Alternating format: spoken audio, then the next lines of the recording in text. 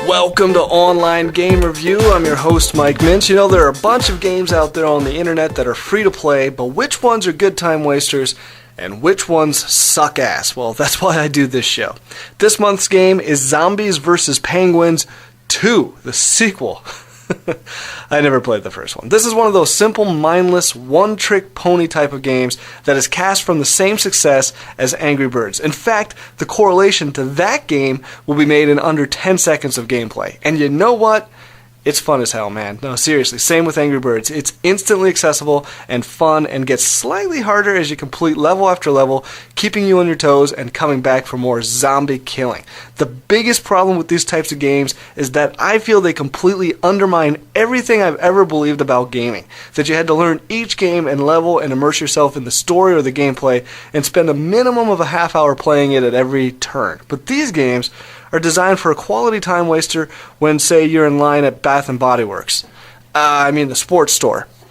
This one is trying to cash in on the decade-long zombie craze and throw in a little attempt at humor by combining two things that don't really go together, that being zombies and penguins. It's funny, like mixing chocolate with nacho cheese.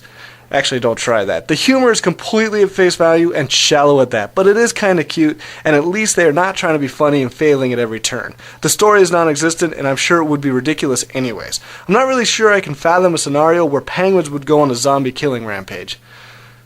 But it would be a funny scenario.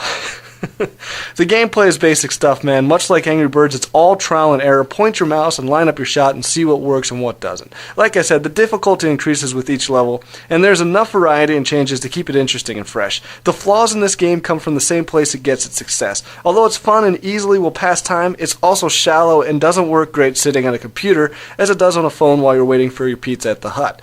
I'm riding the fence on this one, baby. I would love to give it a good review because honestly, it's got some good stuff going for it. But at the same time, there's a lot of other quality titles in this genre, and this one finds itself squarely in the middle. It's a winner, but just barely.